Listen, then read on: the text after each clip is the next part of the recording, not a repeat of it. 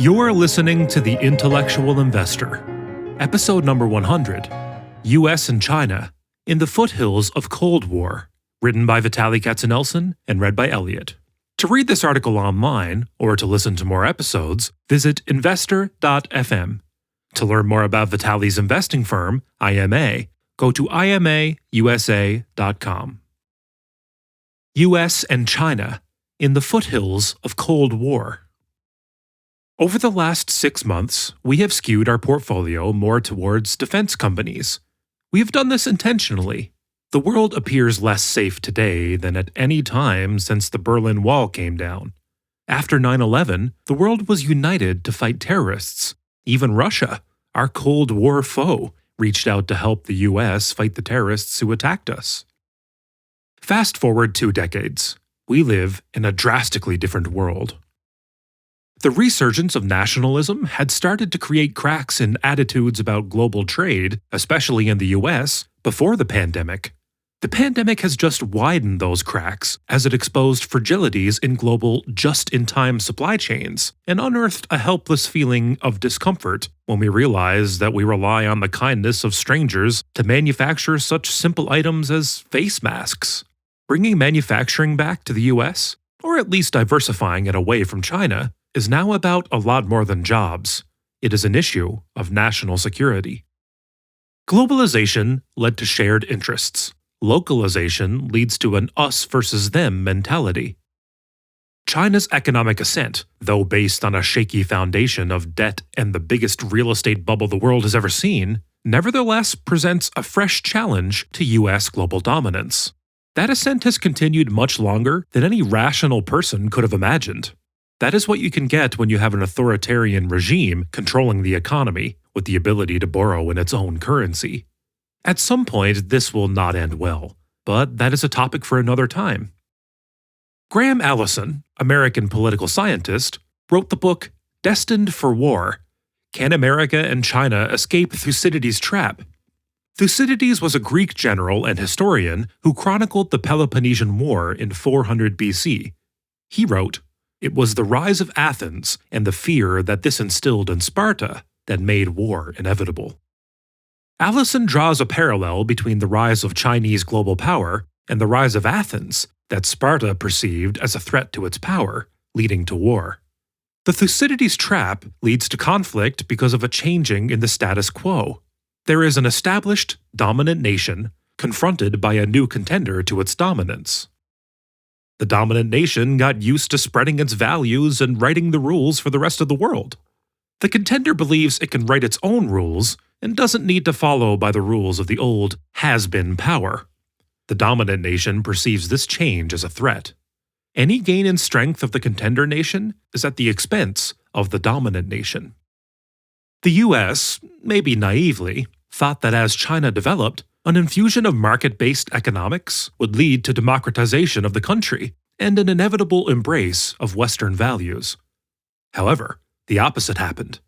It led to a stronger China, which doubled down on authoritarianism.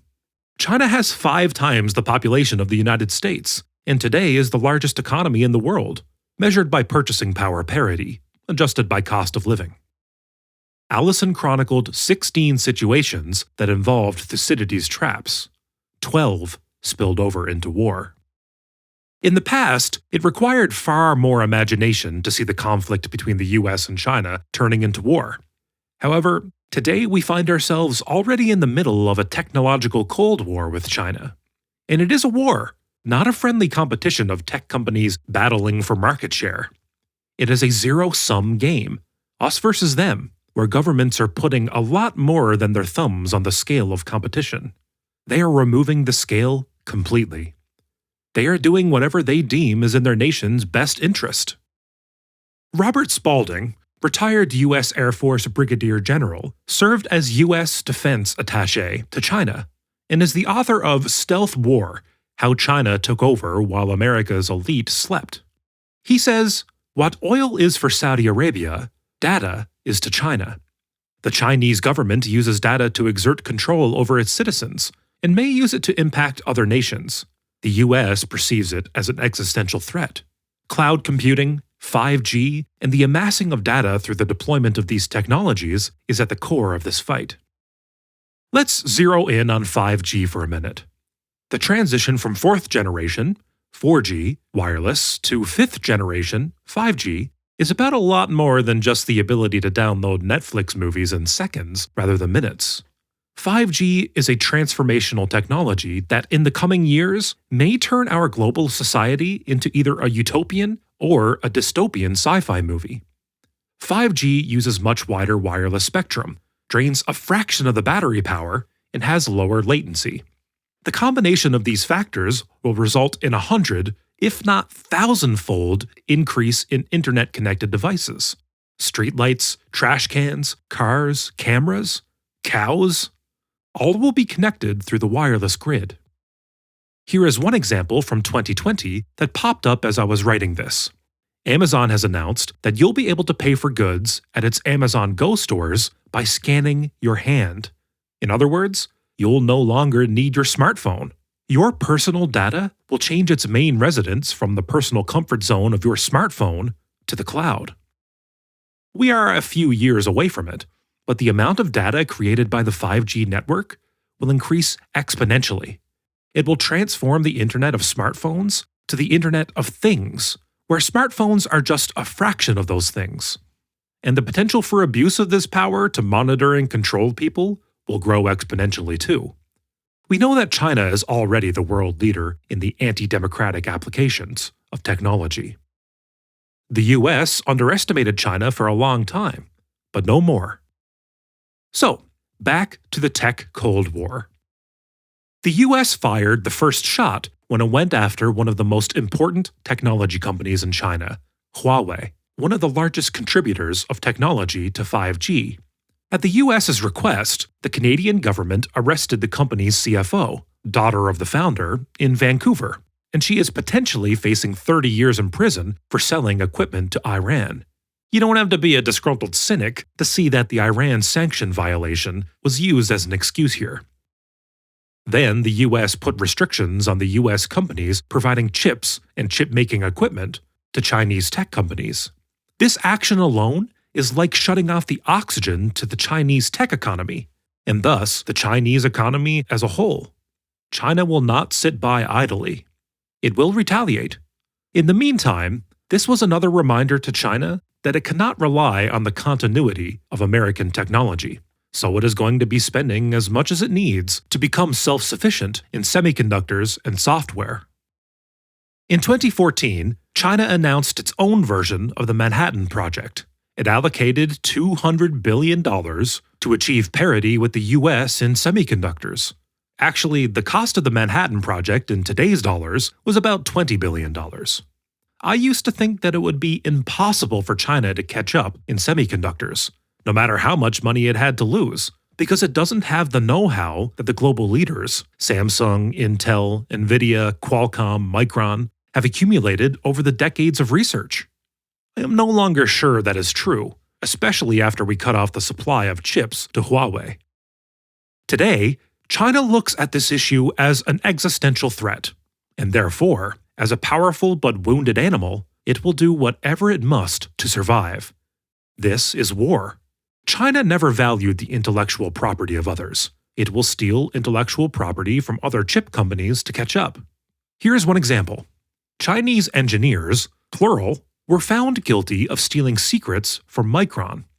This is not good news for American tech companies that have gotten used to exporting to China, the understatement of the century.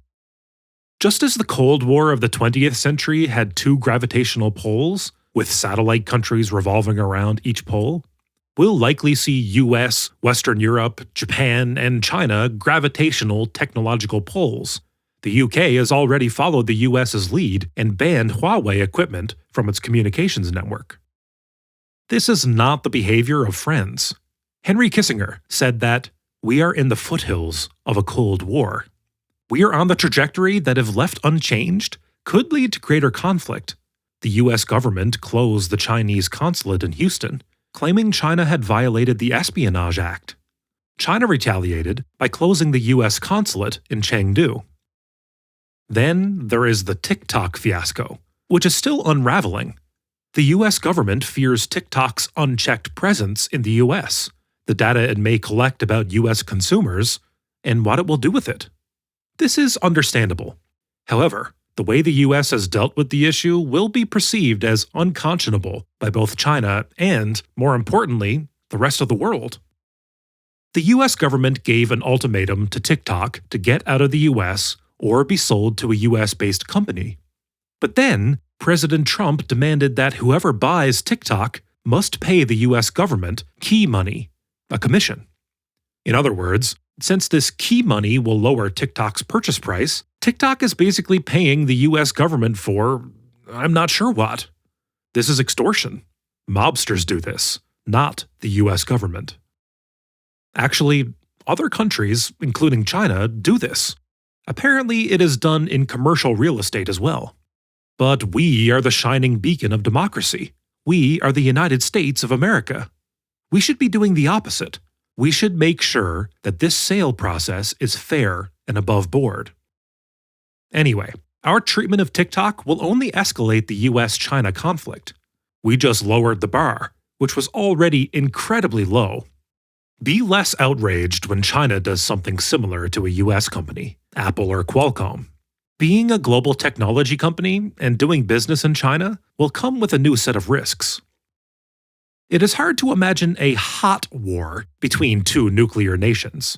But though the US and Soviet Cold War did not result in direct confrontations, there was plenty of fighting through proxies.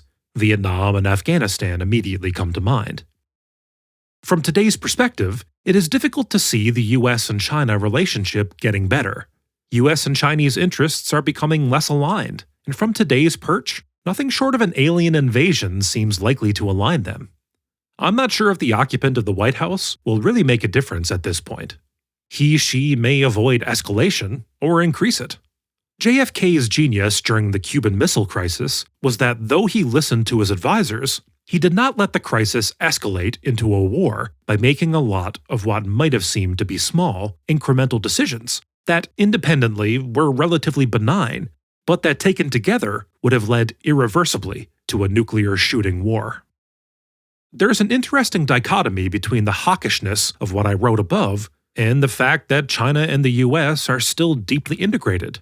This buys us time for the relationship to improve. Here is an unpleasant but accurate analogy. The US-China relationship is like a very bitter marriage with a lot of young children. The parties are skirmishing, but they are waiting for the kids to get out of the house before they go to war with each other. But the divorce will come, and both sides are preparing for it. The kids going off to college moment for the US and China will have to mean economic independence from each other. While China is beefing up its semiconductor industry, the US is noodling on how to bring factories back to the US.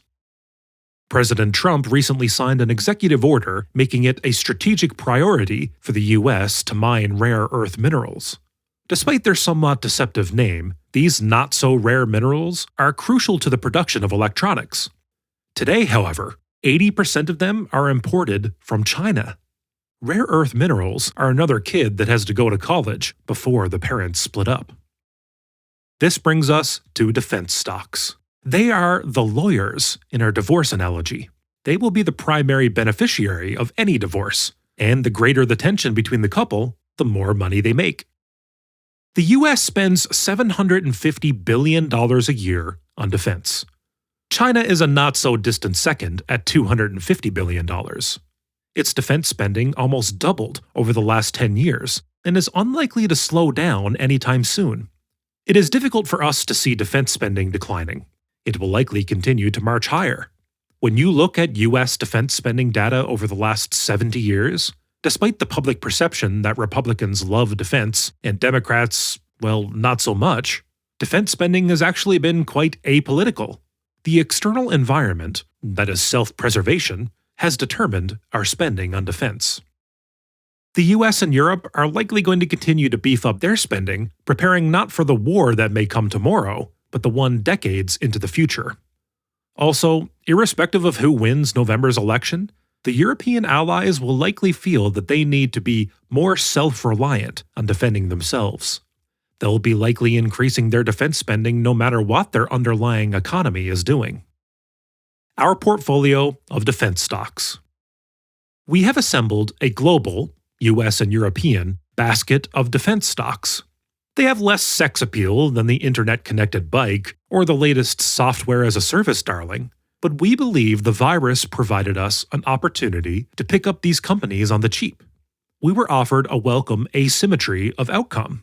These companies are so cheap that we should make money with them if the China-US relationship normalizes. If, God forbid, tensions escalate, they'll skyrocket. We are not hoping for that scenario, but we're preparing for it. Some of their stock charts look like these companies are about to have a date with their maker. Don't believe those charts. They are a perfect example of how the virus has inconvenienced businesses, but not really changed them. These companies make stuff, be it fighter planes, submarines, aircraft carriers, or tanks. Social distancing does not remove the demand for their products, but makes producing them temporarily harder. These companies needed to adjust. They did. They went to multiple production shifts. Their efficiency temporarily decreased. Their contracts with their respective governments are usually structured as percent of completion. They finish 20% of the submarine, and the government sends them a check for 20% of the agreed price. We are oversimplifying, but you get the point. These milestones got pushed up by the virus a few quarters into the future. The companies will incur some extra short-term costs, but their long-term fundamentals are not impacted by the virus. Also, the virus does not make their business path-dependent. They are still very profitable and cash flow generative businesses that can honor all of their obligations from their cash flows. Defense companies have another thing in common. They are terrific businesses. They are either monopolies or operate in a cozy competitive oligopolistic environment. For instance, in the US, Huntington Ingalls and General Dynamics make submarines. Each has 50% market share. Barriers to entry and switching costs are enormous. They are further complicated by security clearance required for their employees, which are extremely difficult to obtain. The market today is going bananas for subscription-as-a-service businesses. Well, these are truly subscription-as-a-service businesses. They are building, servicing, and upgrading aircraft carriers, ships, submarines, planes, and training armed forces for a customer whose check will never bounce. In addition to that, they have long-term contracts, and thus revenue flows till the end of time. These businesses have a good return on capital, very stable margins, and usually very conservative balance sheets. And finally, today, because they got inconvenienced by the virus, we are buying them at bargain basement valuations. And one more thing. I am not a journalist or reporter. I am an investor who thinks through writing. This and other investment articles are just my thinking at the point they were written. However, investment research is not static. It is fluid. New information comes our way, and we continue to do research, which may lead us to tweak and modify assumptions, and thus change our minds. We are long-term investors and often hold stocks for years. But as luck may or may not have it, by the time you read this article, we may have already sold the stock. I may or may not write about this company ever again.